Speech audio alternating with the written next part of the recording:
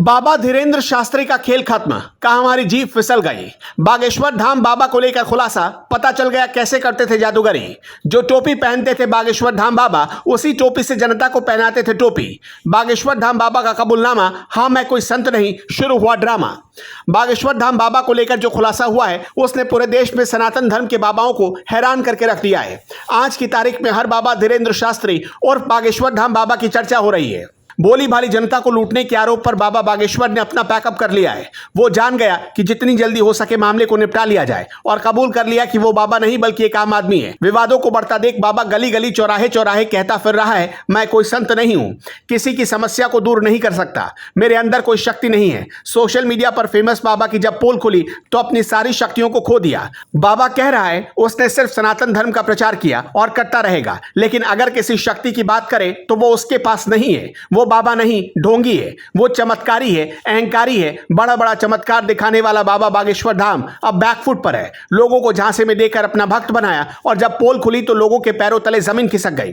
अब बागेश्वर धाम बाबा को लेकर जो मामला इस समय चर्चा में है उससे तो आप वाकिफ होंगे ही, लेकिन अब जो हम आपको बताने जा रहे हैं वो भी किसी चमत्कार से कम नहीं। बागेश्वर धाम बाबा, जिनका पूरा नाम धीरेन्द्र शास्त्री है, उन्होंने कबूल कर लिया है कि वो कोई संत नहीं, वो कोई भी समस्या दूर करने का दावा नहीं कर सकता है। महाराष्ट्र में नागपुर मामले के बाद बाबा ज्यादा सुर्खियों में आ गए। हालांकि अब जब विवाद बढ़ता गया तो बागेश्वर धाम वाले बाबा खुद बयान देते फिर रहे हैं। वो कोई बाबा नहीं है, न ही उनके पास कोई शक्ति है।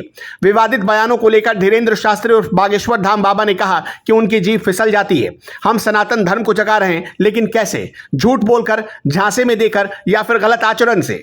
खैर, विवादों में और अफवाह फैलाने के आरोप के बाद अब धीरेन्द्र शास्त्री और बागेश्वर धाम बाबा विचलित हो चुका है। बाबा ने मान लिया कि उसके पास कोई शक्तियां नहीं है, न ही उसके पास किसी तरह का जादू है। वो सिर्फ अपने इष्ट पर भरोसा करता है, बाकी सब जो है मोह माया है। वैसे बाबागिरी को लेकर ये कोई पहला मामला नहीं है जब कोई बाबा विवादों में आया। देश में इससे पहले भी बाबाओं की लिस्ट आ चुकी है जो सनातन धर्म की आड़ में लोगों को भ्रमित करते रहते हैं। कहां से विवादों में आया बाबा? धीरेन्द्र शास्त्री की महाराष्ट्र के नागपुर में श्री राम चरित्र चर्चा का आयोजन हुआ था। अंधश्रद्धा उन्मूलन समिति ने धीरेन्द्र कृष्ण शास्त्री पर जादू टोने और अंधश्रद्धा फैलाने का आरोप लगाया था। समिति के अध्यक्ष श्याम मानव ने कहा था कि दिव्य दरबार और प्रेत दरबार की आड़ में जादू टोना को बढ़ावा दिया जा रहा है।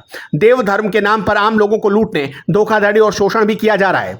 इसके बाद दावा किया गया कि अंधश्रद्धा उन्मूलन समिति की वजह से 2 दिन पहले ही 11 जनवरी को धीरेन्द्र शास्त्री की कथा खत्म हो गई।